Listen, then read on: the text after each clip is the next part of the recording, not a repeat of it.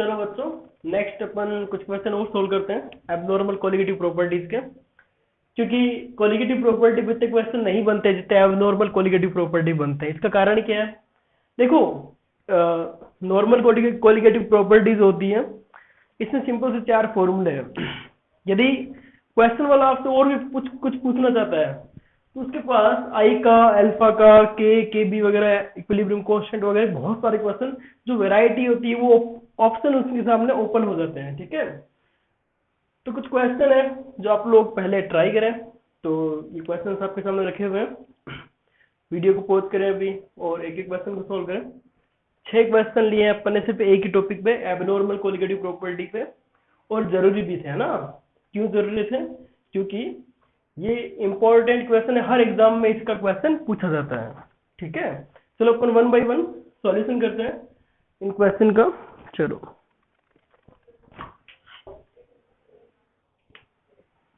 मैं क्वेश्चन कहूँ तो एक बार पढ़ के सुना देता हूँ ताकि आपको हेल्प मिले सॉल्यूशन करने में।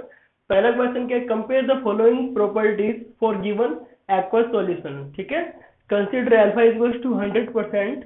ठीक है, सॉल्यूशन क्या दे रखा है? 0.1 मोलर ग्लूकोज है, 0.2 मोलर यूरिया है, 0.1 मोलर MgCl2 है, 0.2 मोलर NaCl है, 0.1 मोलर Al2SO4 थ्राइस है। ठीक है, चलो इस क्वेश्चन में एक छोटा सा चेंज करते हैं, 0.1 के बजाय 0.2 लेते हैं, कुछ अच्छा सीखने को मिलेगा ना। चलो उसके बाद में सेकंड क्वेश्चन है, if 1.1% aqueous solution of NaCl is isotonic with 7.2% aqueous solution of glucose, then calculate degree of dissociation of NaCl. Third question, calculate amount of MgCl2 that should be added or that should be dissolved in 360 gram of water so that vapor pressure decreased by 5%, assuming alpha of MgCl2 is 100%. Next, on dissolving 0.3 gram of acetic acid in the 43 gram of benzene, there is depression in freezing point is 0.3 degree Celsius. Calculate want of factor for acetic acid. Acetic acid को dissolve किया benzene में, मतलब solvent benzene, और benzene के लिए इसने अलग से के बी दे रखा है ना, नहीं सॉरी के एफ फॉर बेंजीन। ठीक है, नेक्स्ट है, a certain compound is trimerise in water up to extent of 80% when 2.5 gram of A dissolved in 100 gram of water, freezing point of solution become -0.3 degree Celsius. Calculate molar mass of A. ठीक है, 6th question, a 0.01 molar aqueous solution of weak monobasic acid has freezing point 100.0078 degree Celsius. Calculate degree of dissociation, calculate dissociation constant for acid. Okay, चलो 1 by 1 solve करते हैं। पहला सबसे अच्छा question मेरे हिसाब से, मतलब सारे क्वेश्चन से सबसे बेस्ट क्वेश्चन पहला क्वेश्चन है। तो पहले क्वेश्चन को सोल्व करते हैं। मैं इस जगह को काम में लेता हूँ सोल्व करने के लिए, क्योंकि सफिशिएंट जगह मेरे लिए सोल्व करने के लिए। पहला question, solution of first question. देखो, आपको कंपेयर क्या करना है, जो अलग अलग सॉल्यूट दे रखे हैं उन सॉल्यूट में कोलिगेटिव प्रॉपर्टी चेक करनी है अलग अलग। ठीक है, हर अलग अलग टाइप की कोलिगेटिव प्रॉपर्टी अपने को चेक करनी है। तो देखो अपने को क्या क्या गिवन है ना। जो ए है,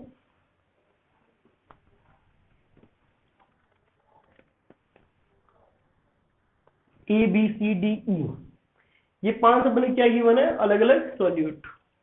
0.1 m क्या है, ग्लूकोज।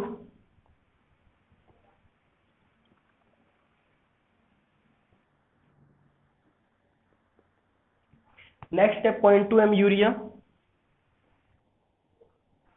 नेक्स्ट है 0.1 m MgCl2। नेक्स्ट है 0.2 m NaCl, और नेक्स्ट है 0.2 m Al2SO4 थ्राइस।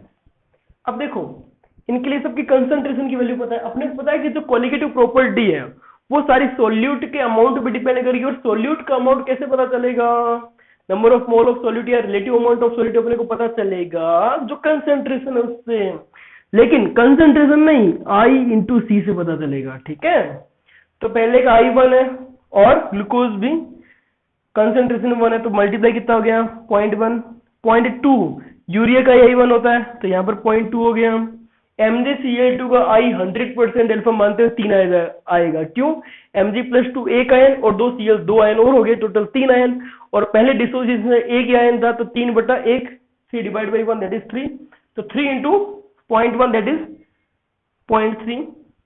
NaCl के लिए कितना होगा? NaCl के लिए 2 होगा I का वैल्यू, तो 2 into C concentration 0.2 that is 0.4।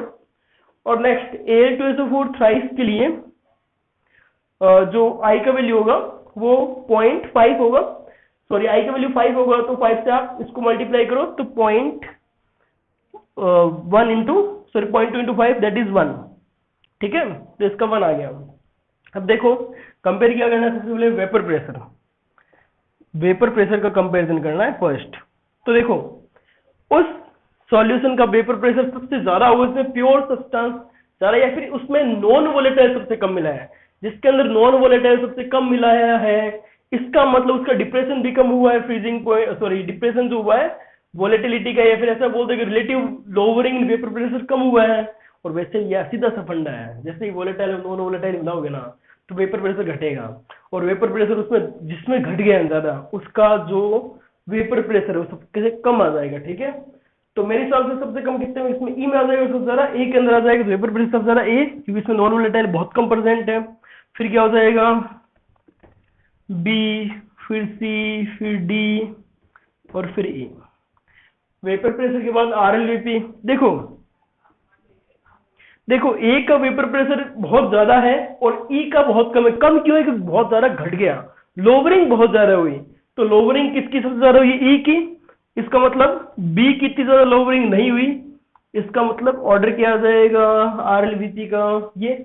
और वैसे भी RLVP क्या होता है? XB मतलब मोल्स ऑफ सोल्यूट के मोल फ्रैक्शन हो गए, और मोल फ्रैक्शन सोल्यूट के उसमें ज्यादा होगी, इसमें सोल्यूट की कंसेंट्रेशन ज्यादा होगी, तो ई के अंदर सबसे ज्यादा कंसेंट्रेशन है, ठीक है। नेक्स्ट है एलिवेशन इन बॉइलिंग पॉइंट। तो एलिवेशन इन बॉइलिंग पॉइंट क्या होता है? Delta TB. तो डेल्टा टीबी की वैल्यू उसमें सबसे ज्यादा आएगा जिसके लिए IM या I इंटू सी मोलरिटी या कंसेंट्रेशन का मल्टीप्लिकेशन I के साथ सबसे ज्यादा है, तो मेरे हिसाब से E के अंदर सबसे ज्यादा आ जाएगा। तो A, फिर B, फिर C, फिर D, सेम ऑर्डर रह गया डेल्टा टीबी का।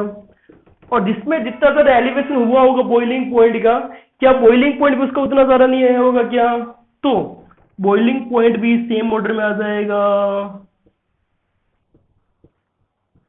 नेक्स्ट है depression in freezing point. Depression in freezing point उसका सबसे ज्यादा होगा जिसमें I into M into KF होता है ना डिप्रेशन। डेल्टा TF क्या होता है? IM KF। तो जिसमें IM सबसे ज्यादा है, मतलब कंसेंट्रेशन इंटू I का वैल्यू सबसे ज्यादा जो अपन ने निकाल के रखा है, उसमें वो सबसे ज्यादा क्या आएगा? डिप्रेशन आएगा। तो डेल्टा TF का ऑर्डर क्या आ गया? सेम।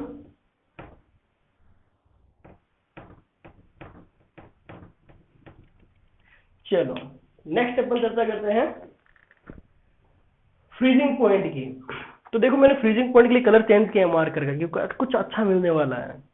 जिसके अंदर फ्रीजिंग पॉइंट में डिप्रेशन सबसे ज्यादा आया होगा ना, तो कंफर्म है उसका फ्रीजिंग पॉइंट बहुत ज्यादा घटा होगा, 0 माइनस हुआ होगा ना। तो इसमें सबसे ज्यादा कमी आई है, डिक्रीमेंट सबसे ज्यादा, डिप्रेशन सबसे ज्यादा, तो सबसे कम फ्रीजिंग पॉइंट इसका नहीं हो जाएगा क्या? क्योंकि I इंटू सी सबसे कम है, तो जो वैल्यू है फ्रीजिंग पॉइंट को 0 माइनस करोगे, 0 माइनस में तो सबसे ज्यादा नेगेटिव वैल्यू ई में आएगी, और सबसे ज्यादा नेगेटिव वैल्यू सबसे कम नहीं होती क्या? और सबसे मतलब ये 0 के आसपास आएगा और 0 से बहुत कम आएगा, बहुत ज्यादा दूर आएगा नेगेटिव में, ठीक है। तो अल्टीमेटली मेरे हिसाब से इसमें क्या हो जाएगा? A, फिर B, फिर C, फिर D और फिर E। समझ रहे हो? और E में कितना आएगा IM का वैल्यू, या नया फ्रीजिंग पॉइंट माइनस का 1 आया होगा, इसका माइनस का 0.1 आया होगा, तो माइनस का 1 क्या है? ज्यादा छोटा है। तो इसमें डिप्रेशन ज्यादा आया तो इसका फ्रीजिंग पॉइंट भी ज्यादा कम हो जाएगा। चलो नेक्स्ट है osmotic pressure. Osmotic pressure simple सा है, जिसमें IC सबसे ज्यादा उसमें ऑस्मोटिक प्रेशर भी सबसे ज्यादा। तो इसमें ऑर्डर क्या हो जाएगा? A, फिर B, फिर C, फिर D, फिर E। नॉर्मल जिसमें I इंटू सी सबसे ज्यादा है, उस तरीके से अपन ने काम कर लिया, ठीक है। अब चलते हैं अपन लोग सेकंड क्वेश्चन की ओर। अच्छा क्वेश्चन है सेकंड। देखो सेकंड क्वेश्चन क्या बोल रहा है कि दो सॉल्यूशन है, 1.1% aqueous solution of NaCl is isotonic with 7.2% aqueous solution of glucose.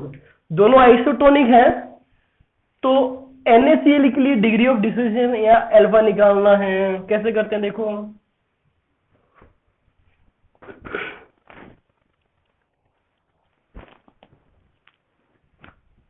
तो देखो बच्चों, यदि मैं बोलता हूं 1.1% NaCl जो है वो आइसोटोनिक है, किसके साथ आइसोटोनिक है? 7.2% ग्लूकोज के साथ, ठीक है।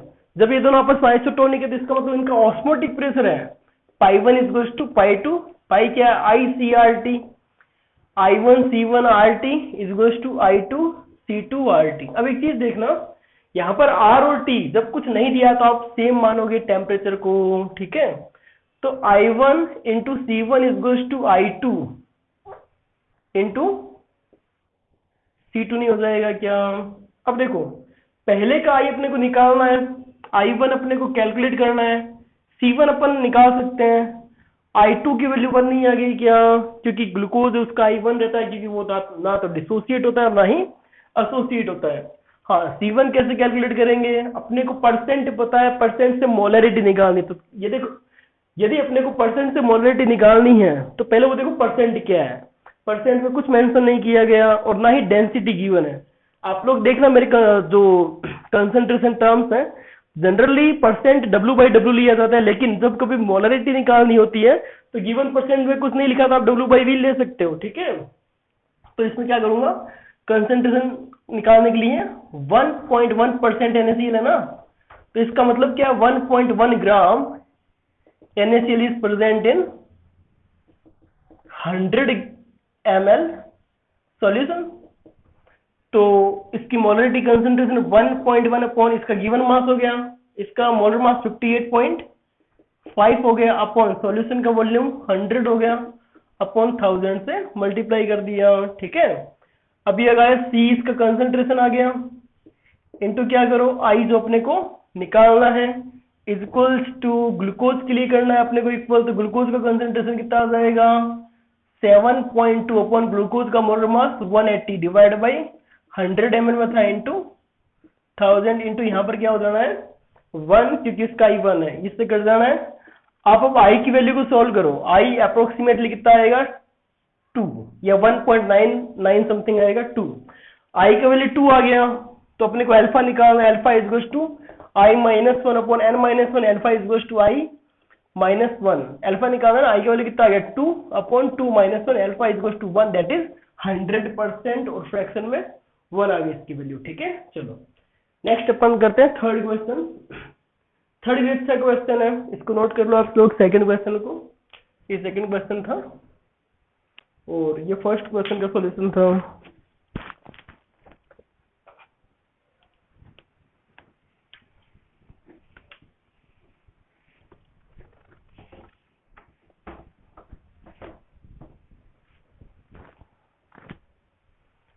चलो देखो बच्चों, थर्ड क्वेश्चन क्या बोलता है, calculate amount of MgCl2। MgCl2 का अमाउंट कितना है, x ग्राम मान लेते हैं, x ग्राम MgCl2 कम मिल होगा, that should be dissolved in H2 कितना दे रखा है 360 gram, should be dissolved in 360 gram of water. 5% से वेपर प्रेशर कम हो जाए, तो P नोट में P मान लेता हूं, PS 5% से कम हो गया तो 5% P इंटू 5/100, ये कितना हो गया 0.95 P आ गया, ठीक है। अब अपन ने एक रिलेशन सीखा था, याद होता आप लोगों को, P nought A minus PS upon PS is to NB upon NaINB। Solute के लिए अपन INB काम में लेंगे, ठीक है। P नोट कितना है, P मान लिया, PS कितना है 0.95 P आ गया, अपॉन PS कितना है 0.95 P आ गया, इज टू I कितना है MgCl2 के लिए 3 हो जाएगा, NB x upon molar mass कितना होता है MgCl2 95 होता है, ठीक है। MgCl2 का मोलर मास 95 होता है, आपको पता होना चाहिए। चलो उसके बाद में नहीं पता तो कैलकुलेट कर लेना, कोई बड़ी बात नहीं है, ठीक है। Na कितना हो गया 360/18। अब आप क्या करो, इसको सॉल्व करो, तो करो इसको सॉल्व, तो क्या ये आ गया 0.05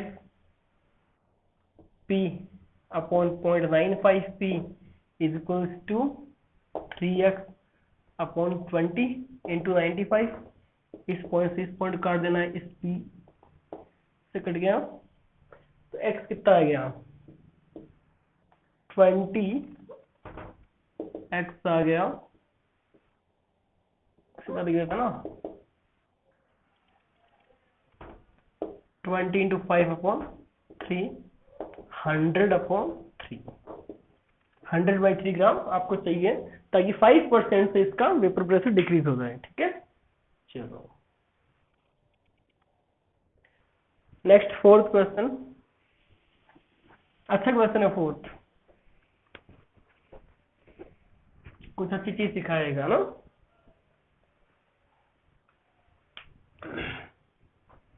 फोर्थ क्वेश्चन चर्चा करते हैं। On dissolving of 0.3 gram acetic acid, acetic acid का 0.3 ग्राम लिया, और बेंजीन यहाँ पर डिसॉल्व जिसमें किया वो बेंजीन है, तो बेंजीन यहाँ पर कौन हो गया, सॉल्वेंट हो गया। बेंजीन कितना है 43 ग्राम, ठीक है। चलो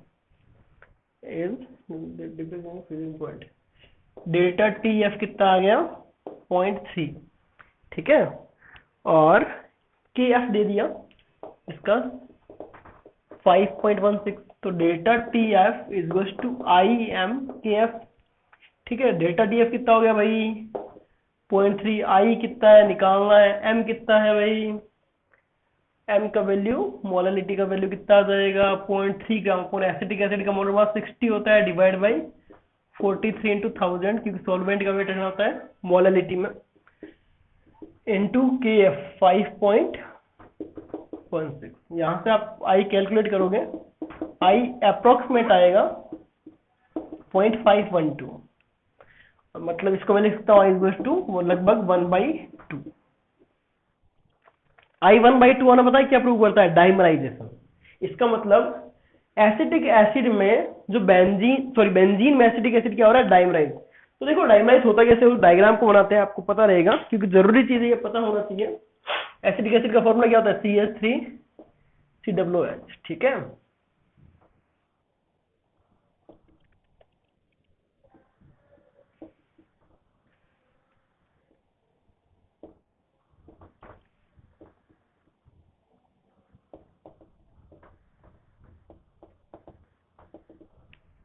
इस तरह से डाइमर बनता है, बीच में एस बॉन्ड बनता है दोनों के बीच में, और ये डाइमराइज हो जाता है, ठीक है। चलो नेक्स्ट फिफ्थ क्वेश्चन भी अच्छा क्वेश्चन है।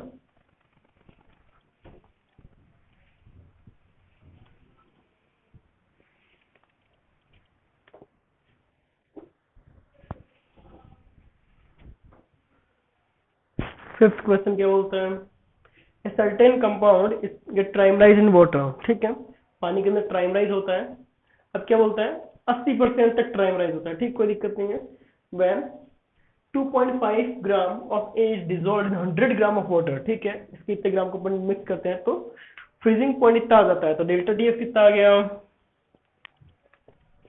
डेल्टा TF आ जाएगा 0.3 डिग्री सेल्सियस। चलो मोलर मास निकालना है, सिंपल सा, delta TF is equal to IM KF formula लगाना है। डेल्टा TF की वैल्यू पता है, I की वैल्यू निकालनी पड़ेगी, है ना। तो I की वैल्यू कैसे आएगी, alpha is equal to I minus 1 upon 1/n minus 1, ठीक है। Alpha is equal to I की वैल्यू निकालनी है -1 अपॉन 1/n का मतलब 1/3 -1, ठीक है। इसको इससे मल्टीप्लाई करें, अल्फा की वैल्यू की तो 0.8 दे रखी है, तो ये माइनस का 2/3 साइड से मल्टीप्लाई हो जाएगा, तो क्या हो जाएगा I minus 1 is equal to minus का 0.8 इंटू 2/3, तो 1.6 नहीं आ जाएगा क्या, I is equal to 1 minus 1.6/3, तो 3 minus 1.6 that is 1.4, I is to 1.4 divide by 3। पहले आई की वैल्यू निकालिए जो फॉर्मूला पुट करना है। मोलरिटी निकाल लेते हैं। मोलरिटी क्या आ जाएगी, वॉल्स ऑफ सॉल्यूट, सॉल्यूट कितना है 2.5 ग्राम, और मोलर मास नहीं पता इसका, कैपिटल एम ले लेते हैं, upon mass of solvent in KG. Solvent कितना लिया इसने 100 ग्राम, तो डिवाइड बाई 1000, तो ये इससे कितना आ जाएगा मोलरिटी 2.5 अपॉन 10m। ठीक है, केस की वैल्यू अपने को पता है पाने के लिए, तो वैल्यू पुट कर देते हैं। 0.3 इज गोस टू आई कितना 1.4 divide by 3 into I am molarity कितनी है 2.5 अपॉन 10, और केस कितना आ गया 1.86 10m। ठीक है, तो m कितना आ गया, m आ गया 1.4 इंटू 2.5 इंटू 1.86 अपॉन 9। सही है, यही आएगा, बस सॉल्व कर दीजिए, आपका आंसर इसके सामने है। ठीक है, इसका मोलर मास हो जाएगा। और नेक्स्ट क्वेश्चन की तरफ चलते हैं। थोड़ी सी कैलकुलेशन है, थोड़ा सा कैलकुलेट करना पड़ेगा, और कुछ नहीं है। चलो नेक्स्ट अच्छा क्वेश्चन है 6th।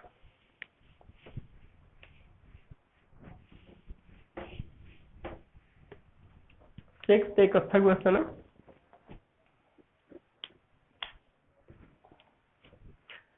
फिफ्थ को हटा देते हैं।